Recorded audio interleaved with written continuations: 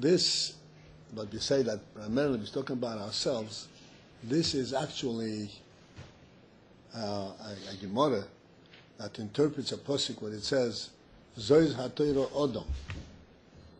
That Torah is represented by Odom, by the human being. Did you just have that like in the time recently? Yeah, pretty recent. Yeah, Shabbos. Odom is the embodiment of Torah.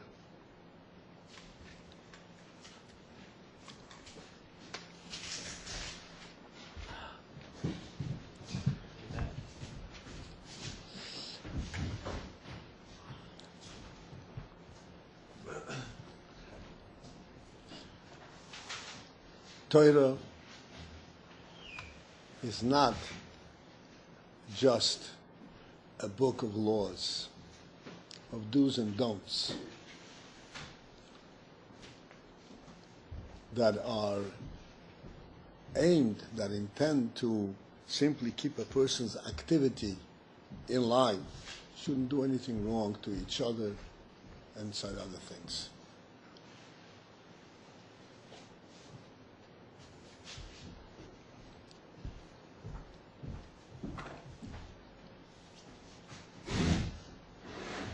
The Torah, in fact, brings out the best in the human being. Can I ask? Sure. So you said it's not merely a book of laws, but it's also, how does it bring out the best? Does it bring out the best in human beings simply by reading it? That kind of draws the goodness from God to the human being simply by studying it and reading it, even if it's not necessarily studying the laws, but also the history in the Torah.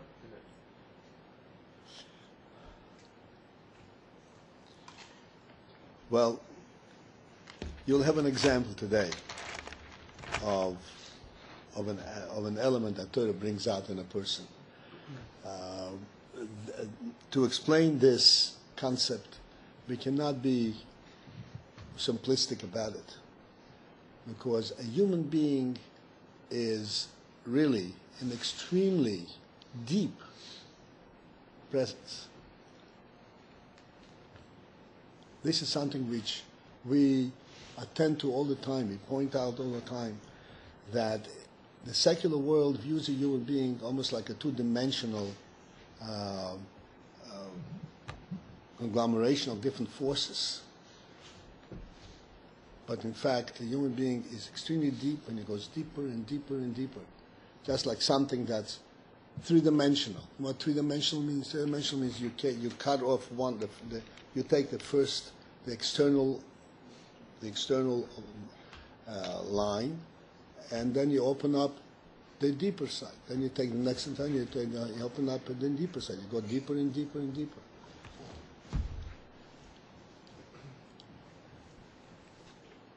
This is slowly we are exposing ourselves to understand this, because we are all used to viewing the human being as being reactive. Reactive means, this is not comfortable, so let's do this. This can break, so let's do this. The truth is that the human being is not reactive, he's proactive. He's the one who develops, who builds the world, who brings into the world the elements that only the human being possesses. The world doesn't even have it on its own.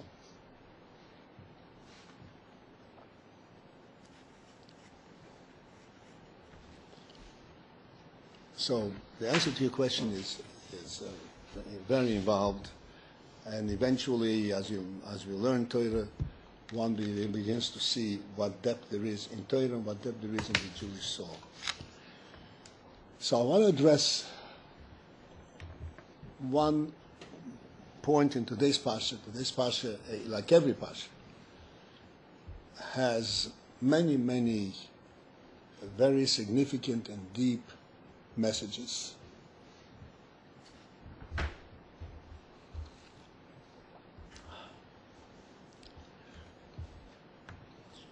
And amongst them is what the Torah says, that you must not follow the stargazers, must not look for information about the future from the various magicians, stargazers, and so forth. And then there is an expression at the end of that short discussion, where the Torah says, "Tomim tihye im Hashem Elokecha," which means, in translation,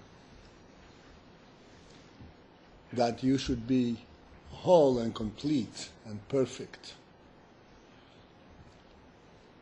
unquestioning and undoubting. And then, as Rashi says, this is the means by which you will be with Hashem. This is, in brief, what the Torah says, and I want to discuss this.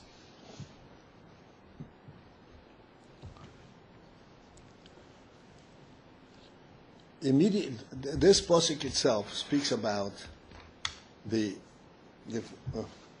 phenomenon of people seeking to know the future. They're concerned about what's going to happen tomorrow, and they go to whatever stargazers, people who say, like, crystal ball look, viewers that say, I can tell you what's going to happen tomorrow or in a month from today. And the Torah says, this is not for you. As a matter of fact, this takes you away from Hashem. Moshe. This takes you away from Hashem. To be with Hashem, you have to be confident and reassured and not be concerned about the future. That's the way it seems to be implied. Then immediately after that, goes over to another parsha, and it says, the nations that you are coming to inherit their land, they are all deeply involved in all of these impurities. You are different. For you, Hashem has destined that you will have prophets who are going to give you guidance. In the name of Hashem, not in the name of the stars or in the name of other forces, but in the name of Hashem.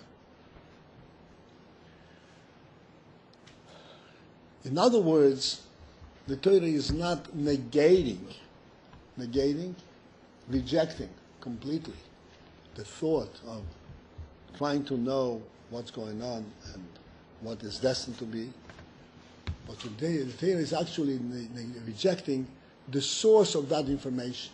What are you looking for this information from? Are you looking from a prophet? Are you looking from the Torah, from God?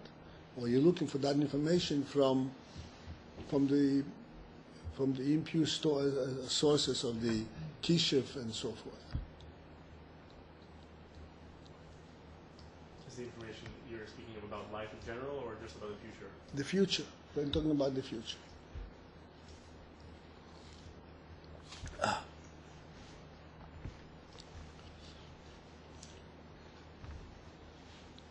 What is the difference from a human perspective? It's true, Hashem says, I want you to come to a Novi and so on. From a human perspective, what is the difference whether he is going to a Novi and asking him, what should I do? What does the future hold? Or he is going to the stargazers. In both instances, he is skeptical, he's in doubt, and he wants to know what's going to be.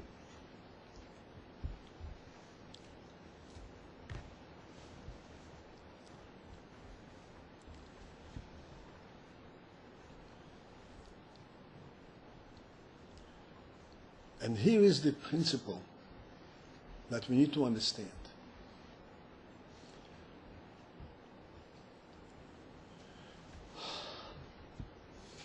We discussed many times, and I want to go back and kind of review something that a point that we made many times in the past. We said that Hashem created the world,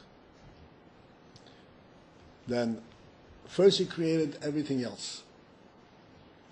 Everything else means literally everything in the world. The earth and the heavens, the sun and the moon, the stars, the fish and the fowl, and then the plant life, and then the animals. Everything was already fully in full swing. At the end of all that, that was at the end of the sixth day, 5.5 days after the creation, He brought the human being into the world. And I've always pointed out, I'd like that we should, so to speak, think into our own intelligence and ask ourselves this question. What is the world without a human being?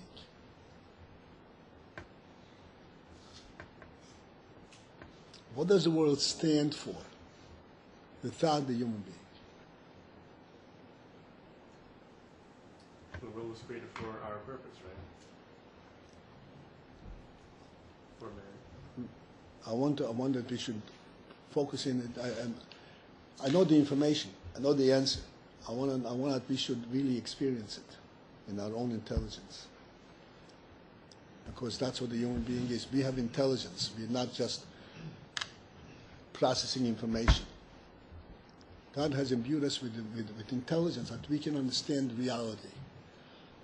And we have to, this is something which would help us, so to speak, a very pointed question. And it awakens us to understand what is a human being. It's an interesting phenomenon. That when we think of the world without a human being, invariably, at least this is, every time that I confronted somebody with this question, everybody immediately recognized, what's the point? There's nothing to it. What's the world all about?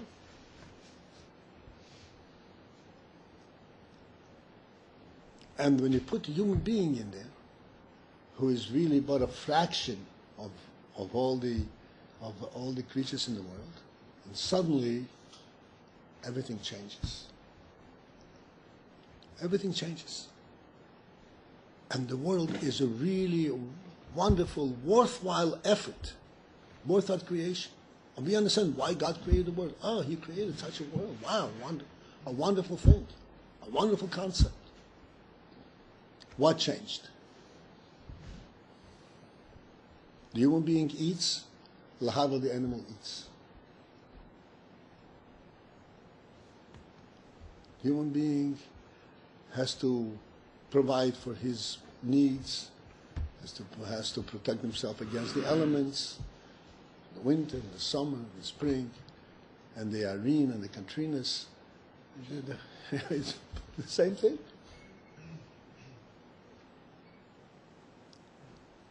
What's so fundamentally different in the human being that we say, but the advent of the human being into the world that changed the entire scene. And now the world is justified. We understand it's a godly creation.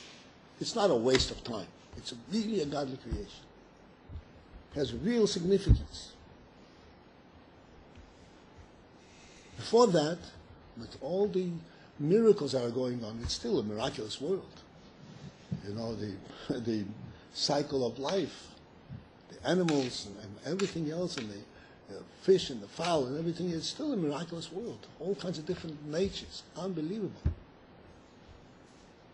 I just saw a statistic recently that there's something like 5 million species on the dry land and something like 2 million species in the water. You hear that? What is it? Species, types of creatures. Types of creatures, yeah. And counting.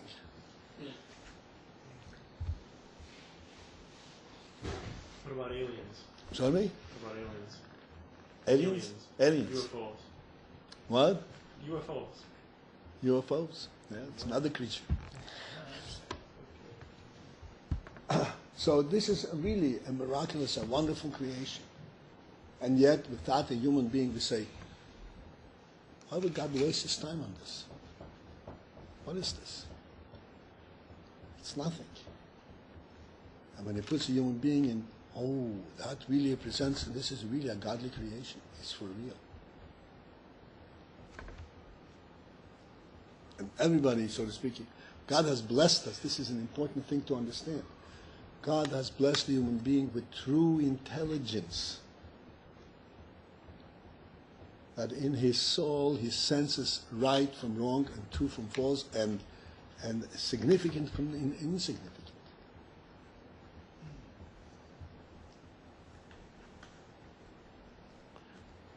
And we have to ask ourselves the question, what has changed? What is this? How did the world change by the introduction of the human being into the world?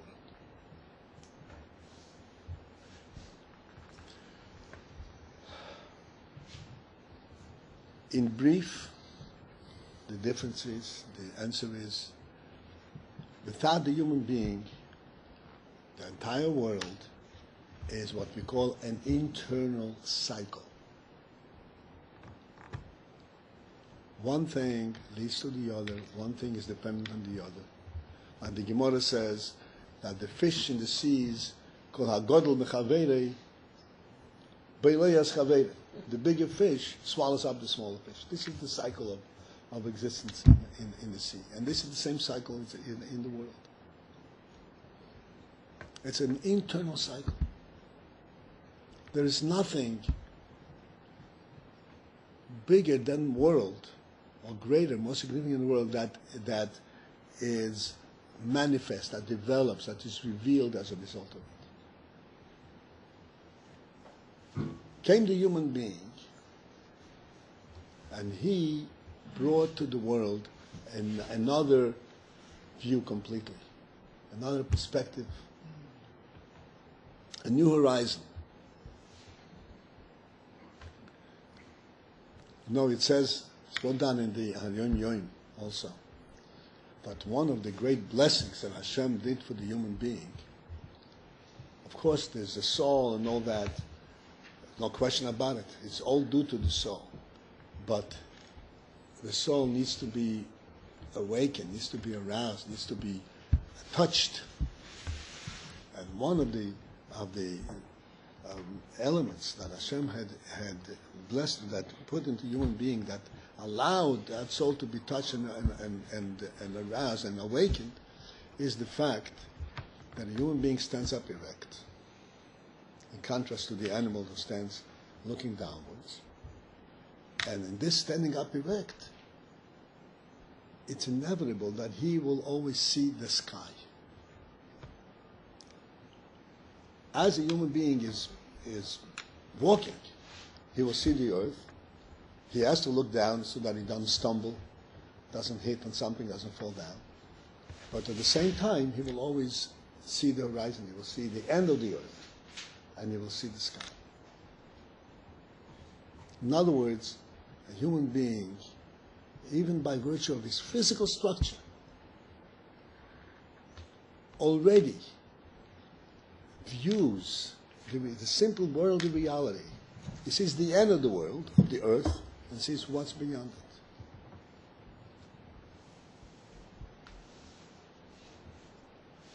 He brings to the world a new view. Yes, there is the earth, and it's very important. But but there is something. There is beyond. There's the infinity beyond it.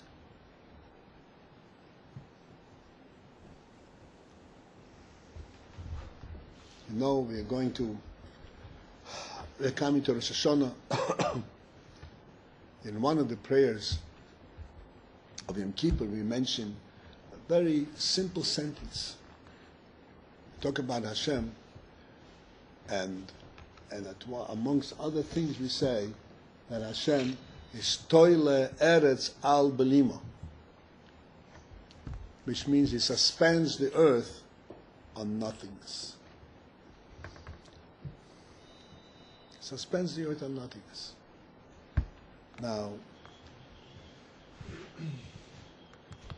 this is not a question of a scientific question. This is a question of the human view, the human experience. In our experience, when we are sitting right here in this room, and we are sitting quite comfortably and confidently on the floor, on this floor, we're not concerned that the floor is going to give in. Why? Because we know that the floor is built. There are beams that hold the floor up, and they are solid beams. It's built properly, and these beams are supported by the wall of the house, and the wall of the house is supported by the foundation that goes into the earth, and the foundation is dug deep into the earth and supported by the earth. This is the end of our earthly orientation, of our logical orientation. This is the context in which we normally operate. We don't go beyond that. But really beyond that, this is where the real human being is. What is the earth supported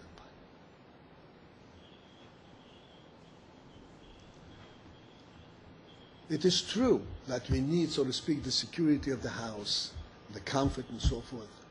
But the human mind really extends and relates to a much bigger reality than just the earth, the foundation, and the walls, and the floor.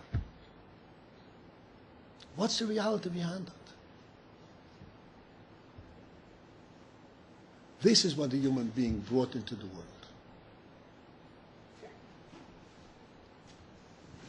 A recognition of an absolute truth, of a much greater, of an infinite truth, of a godly truth.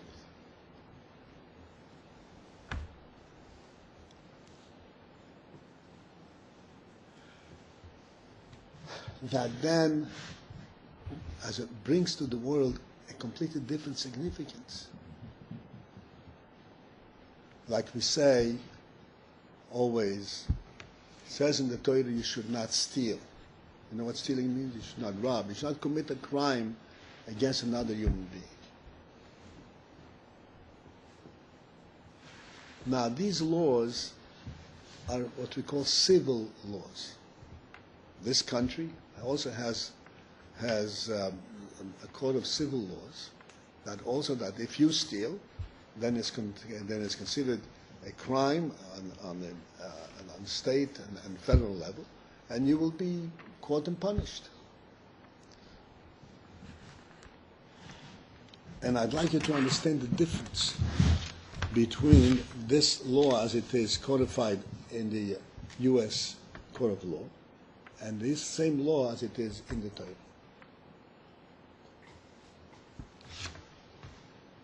In the secular law, the principle that you're not allowed to steal from your friend is based on a very simple, agreed upon principle amongst human beings, civilized human beings. People get together and they decide that it's advantageous for us to live together. You follow me? Mm-hmm. It's advantageous. Together we can do much more than individually. To build a house, I can't build myself. I need 10 people to help me build a house. So we have to live together. In order to live together, we have to have rules by which we operate. And if you are going to steal from your neighbor, then your neighbor is going to steal from you. And that destroys all society. That makes it impossible for us to live as neighbors. So we agreed that we are not going to do that, so that we can live side by side. You know, you live in your place, I live in my place. Really, we're two strangers.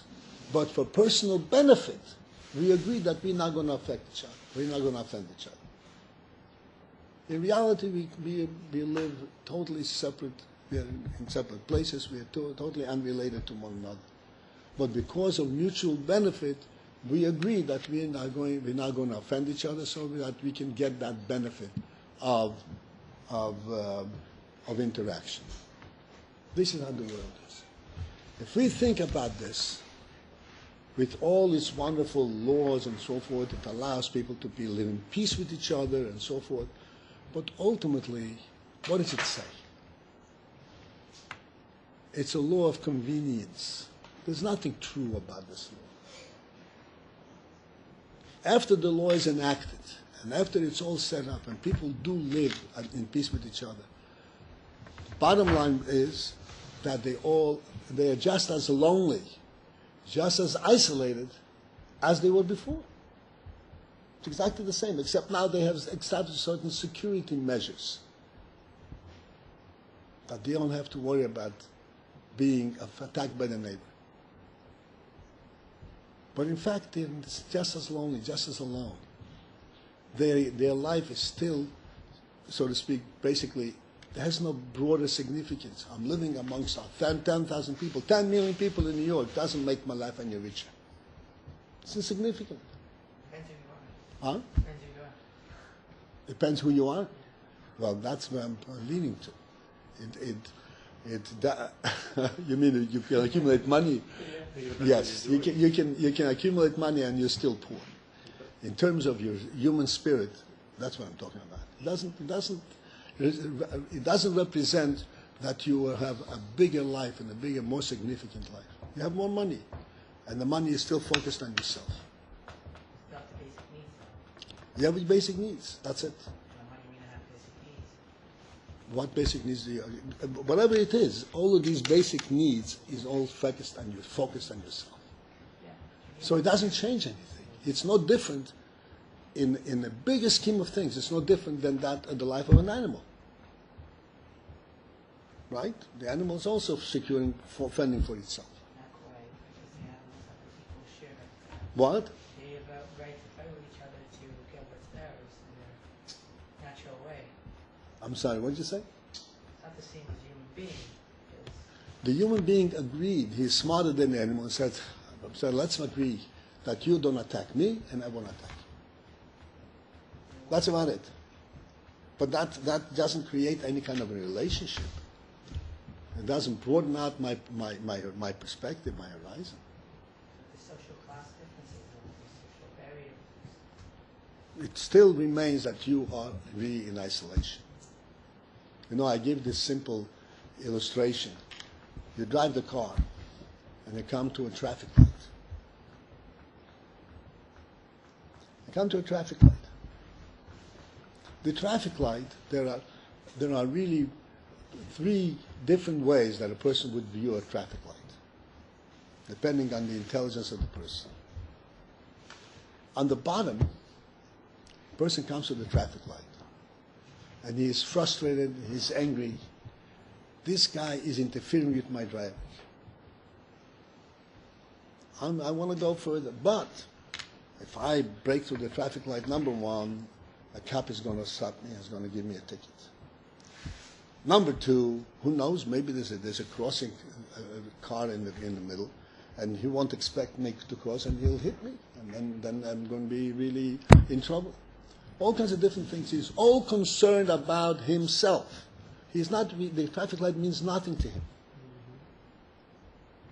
It did not enrich his view of life. You understand? I don't own a car. You don't own a car. Okay, fine. You will own a car, Mitch. Two. When? Unless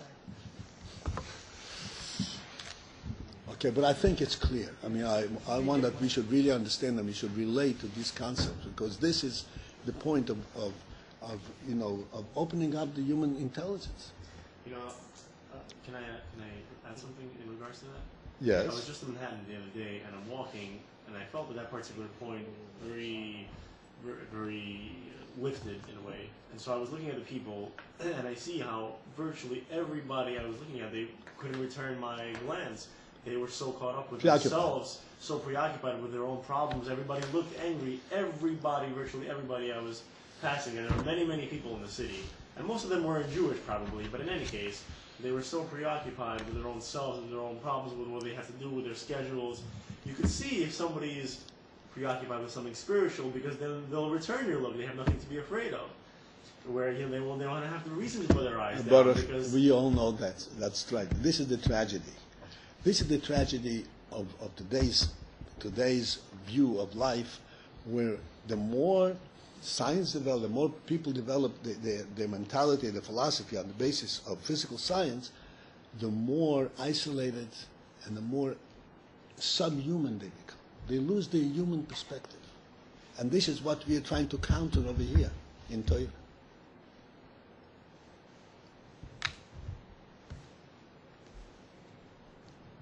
So this is the point.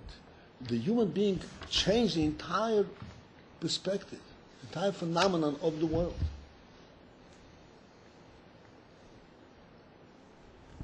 I have to tell you this little episode. This is when the whole idea came to my mind. Many years ago, when my children were still small, we had the grandchildren, small kids, and we took the children to the Museum of Natural History. Museum of Natural History, for those who were not and ever visited that, it's a museum that shows they have stuffed animals, prehistoric animals of all kinds of different things, and they show the animals, so to speak, in their natural abode, how this animal, what the environment in which this animal lives, this animal lives, and they have a small description of their activities, their nature, and so forth. So you go from one display to the other display and show different kinds of animals. And believe me, some of these animals are the ugliest things you want to look at. There's nothing enticing, nothing really inspiring of looking at these animals. There's nothing. And they are describing this animal, they were predators, and they ate each other up alive, and they this and they that, and describe the whole thing, and they lived in here. then you think, so what? Well, wait, that's not the end. And then you read on this little caption on the side, and at the bottom of it, guess what? All this went on till the humans came.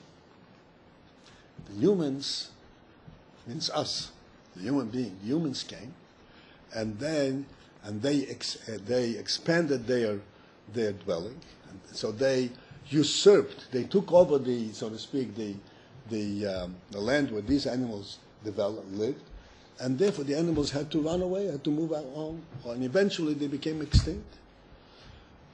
The humans came and they kind of usurped their place in the world. Wait, so you go to the next window, another most ugly thing. You read it, and again on the bottom the same inscription. This all went on till the humans came. I go from one window to the other. I said, the humans. Wow, what a plague. What a horrible thing. They filled the world. The humans came and they took over the rulership of the world from these animals, from these wonderful creatures. And then I stopped myself and I said to myself, I wished I could confront this genius who wrote this up and ask a very simple question. What would the world be without the humans? Take the humans out of the picture. What is the world about? This is what I realized, how rampant our thinking is.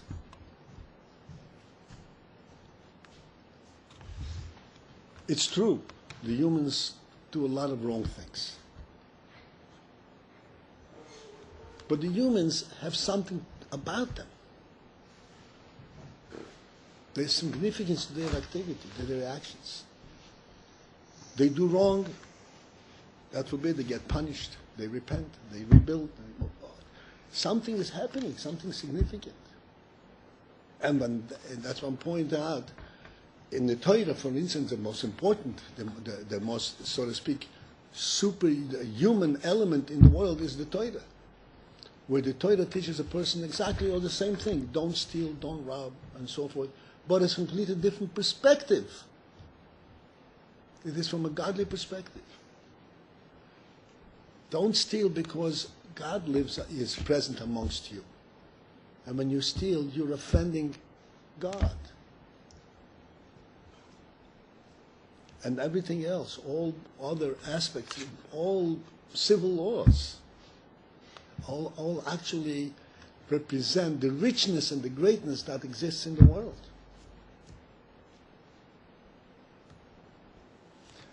If you are invited to somebody's home as a guest,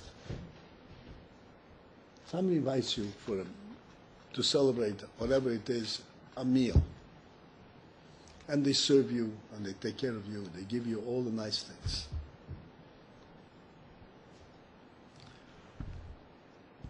Okay? And then, before you leave, there's a silver spoon on the table, a gold spoon on the table. You like it a lot. So you put it in your pocket and you walk out with it. Okay? Very low act to do. Very low.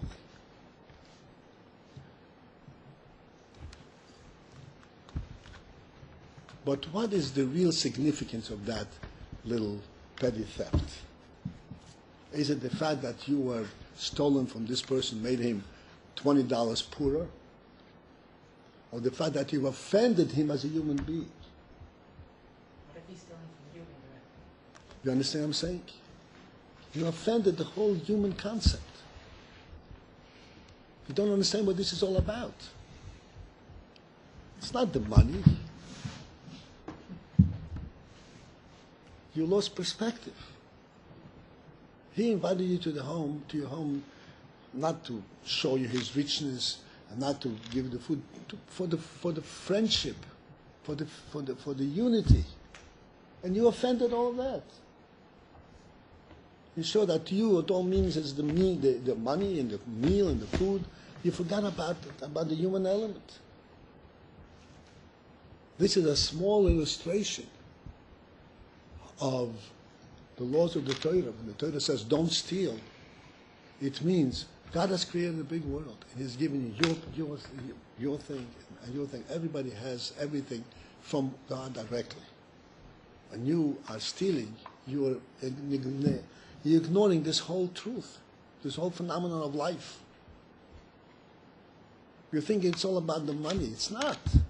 It's about the reality of life.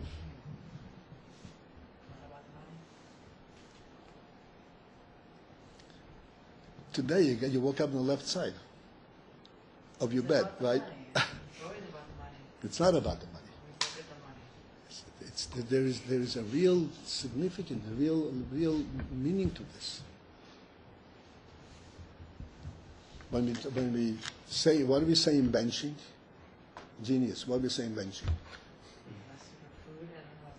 Okay, I'll tell you. We say in benching like this. V'no'al tatzlichenu Hashem Elokeinu.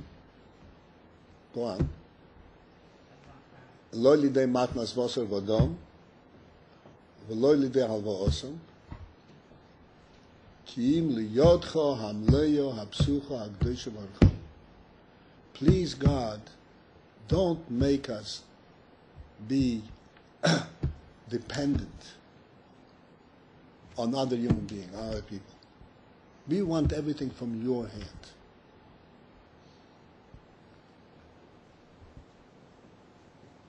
This is the significance of our life. This is what the human being essentially is. And a Yid, through the teaching of Torah, can actually develop and understand this phenomenon in your life. You want everything from Hashem. It's a completely different significance. Oh, you need translation? Huh?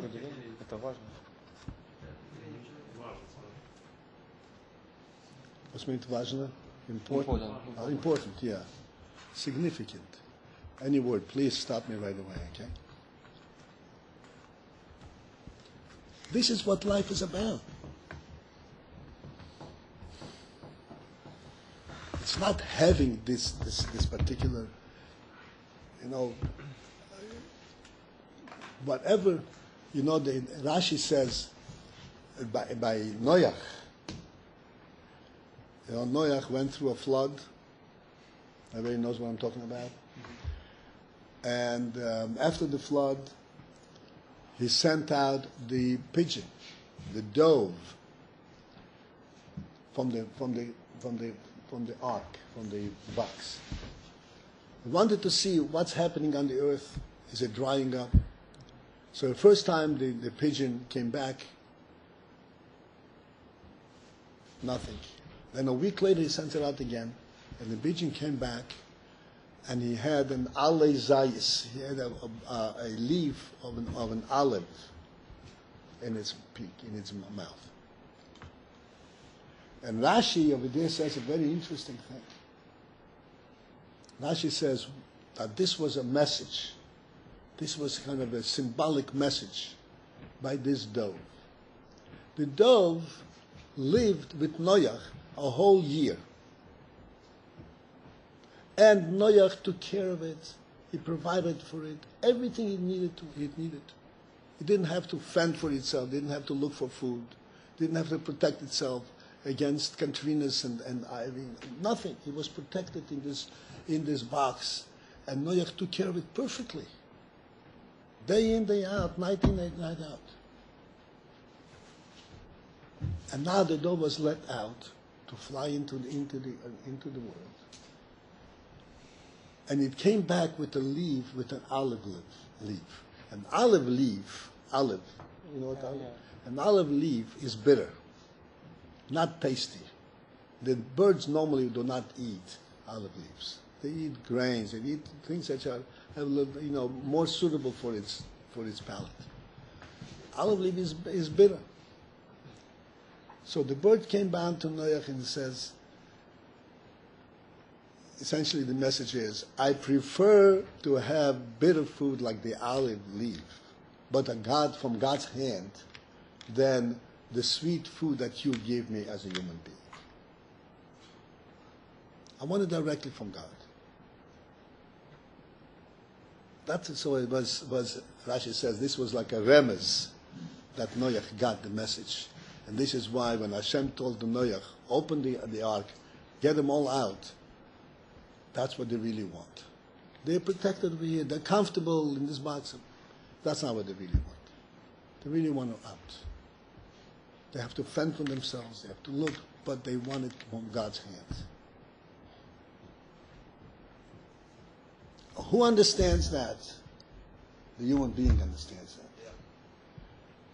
Not only does the human being understand this, this is what the human being is all about. This is what we are all about. And this is what the Torah is saying to us in this passage. You're concerned about the future. You're concerned about, you're vulnerable. What can happen? And you go and you want to find out from some kind of a natural or subnatural, lowly elements, find out what's going to be.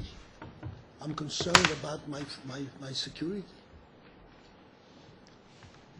And Hashem, the Torah says, that is not the way. As far as that is concerned, you are in perfect hands, you're perfectly secure, you trust, you're always in God's hands. You're not in the world's hands, you're not in the hands of nature, you're in God's hands.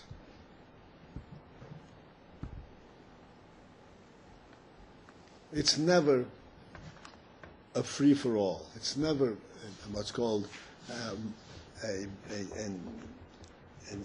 an open,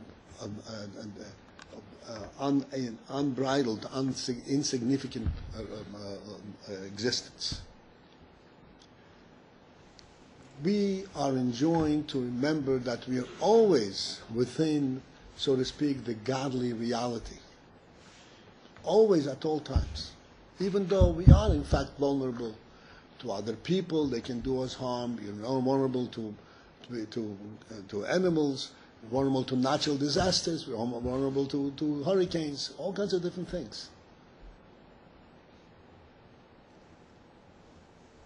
And while this vulnerability exists, and we have to look for ways to protect ourselves and to do what's necessary to that no bad fallout happens, At the same time, we have to remember that we are within, so to speak, a godly reality. And primarily that is what we relate to.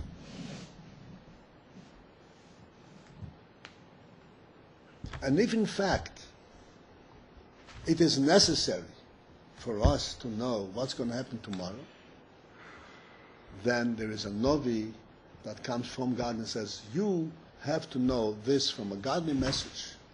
You have to know this. So when this message comes from a godly source, from a Torah source, then this is acceptable. This is within line, so to say, in line with what a human being stands for. But when a human being loses his perspective, his godly perspective, and he is only interested for his, so to speak, worldly security and safety, then he has lost his connection to God. And then he has lost his human stature. The significance of human life.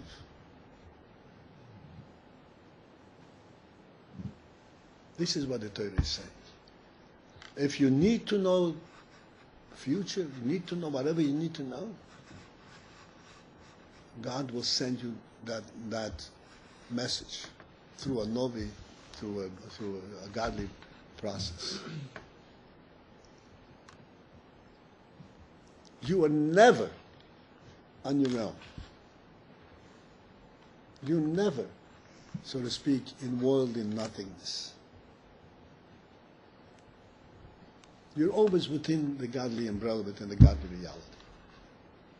That is the principle of human life, of a Torah life.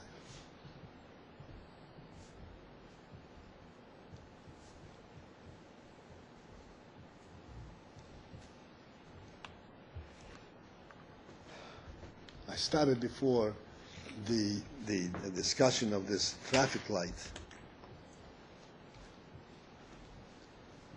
Even though this is not exactly the message in this parsha,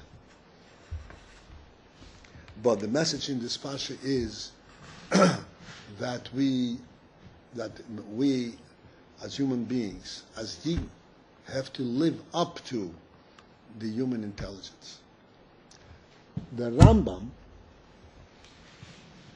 in explaining the prohibition against sorcery, let's say the issue of sorcery and stargazing and all that, prohibition against that, the Rambam puts it very simply, at least in one place, in Halacha.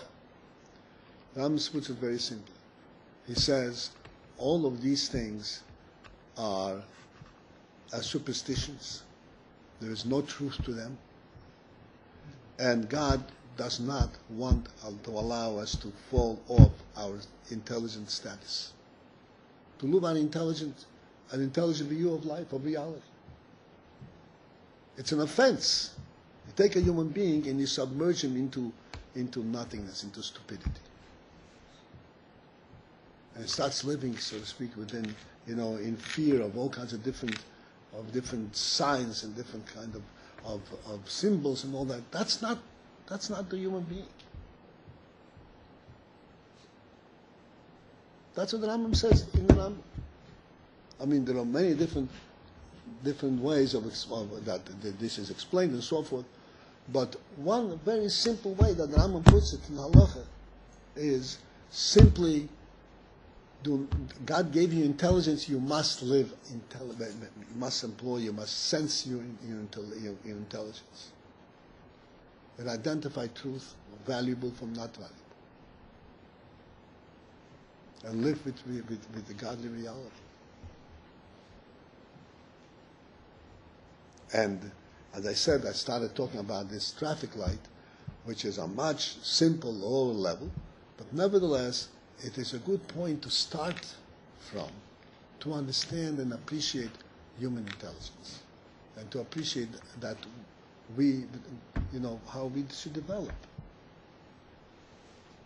I said,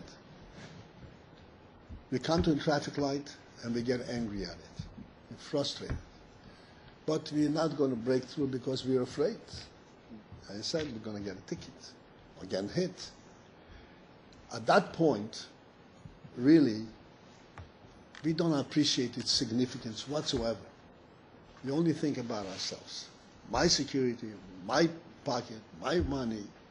No reality. I'm still living in my own mind, in my own little world. The fact that there's a traffic light and there's cross streets is something which I don't appreciate at all. As far as I'm concerned, there should be no cross streets. If I need to go this way, no cross streets, everything should go in my direction, finished. I don't care for anything else. This is the small people. This is what we call the behemoth. This is the nefesh habahamis. This is the logic of the nefesh habahamis. The behemoth knows only of itself. I need to go this way. There should be nothing interfering with my travel. And that they're intruders. They're interfering with me. And I have no choice, but I have to cooperate with them, but unwillingly. Then there is one level above that. Somebody who's got some intelligence. This is what we call human intelligence, seichel anushi, human intelligence. The human intelligence tells you that if not for the cross streets, not all the traffic that I encountered, there were no traffic. I was the only car on this road. Would the road exist? Then I'd be driving in the forest. There'll be no roads. I'll be driving on gravel at best.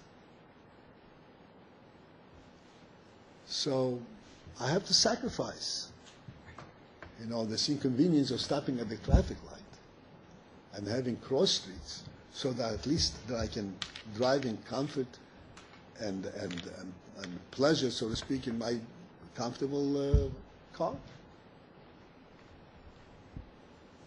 If not for that, then all of these streets, the New York State Thruway would not have been built just from one car. Right? Right. You agree with that, right? Right. So that's human intelligence says, look, thank God there are many people, thank God that they all need these services. As a result of that, you can drive in comfort.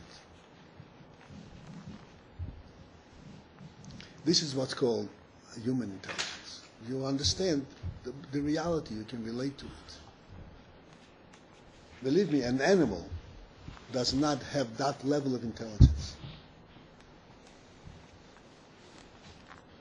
He understands a stick, and he knows, don't go there because it's going to hurt. But to understand, I know that's advantageous and it's the right thing, no way. This is the minimal of intelligence, human intelligence. Then there is another level which really already brings us, so to speak, in a sense of real human perspective. The human perspective is that there is a reality in this world. The world stands for something. There's a king.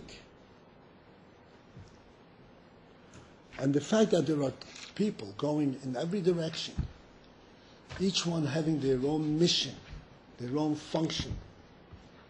This one has to go this way, north, this one has to go south, this one has to go east, this one goes to go west. And all other dimensions in the directions in between, southeastern, southwestern, and north, in every dimension. All that represents a broad reality. When you look, so to speak, at the human world, you don't see one street or another. You see an entire globe. And a complete godly reality. And you appreciate. It's true that it interferes with your movement, but that's not what you recognized as a human being. Look what's going on.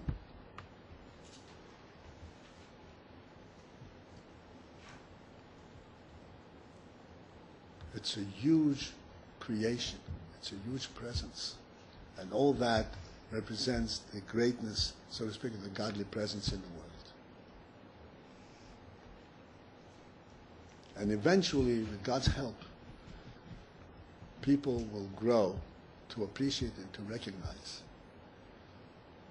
the greatness of the godly gift of the human being, of the intelligence, and of the Torah,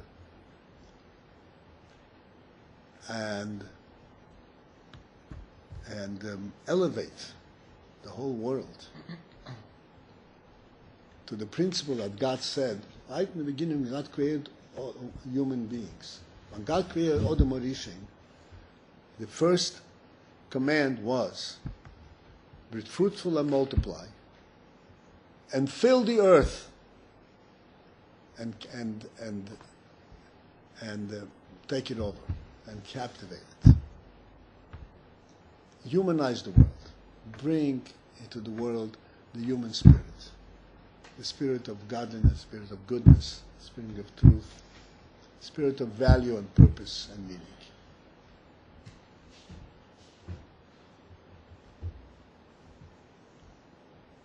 And then, of course, the Yid has been selected from amongst all the nations due to various merits and so forth of his parents and so forth, that we were given the godly Torah that explains the godly truth in the world.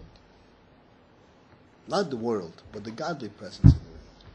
Not only explains it, but allows us to actually live with it and to transform the world in that spirit. This is our special privilege. And this is all contained in these two verses in this passage. Hashem should bless you all, and that your venture here in the yeshiva should be successful. You should fully understand the message, the significance of what gift you have in the Torah, what gift you have in your human intelligence, and develop it and grow with it to the utmost that a human being can possibly achieve. And with all that, we always have to mention that this will ultimately bring about the revelation of Mashiach to the king. Amen. Amen.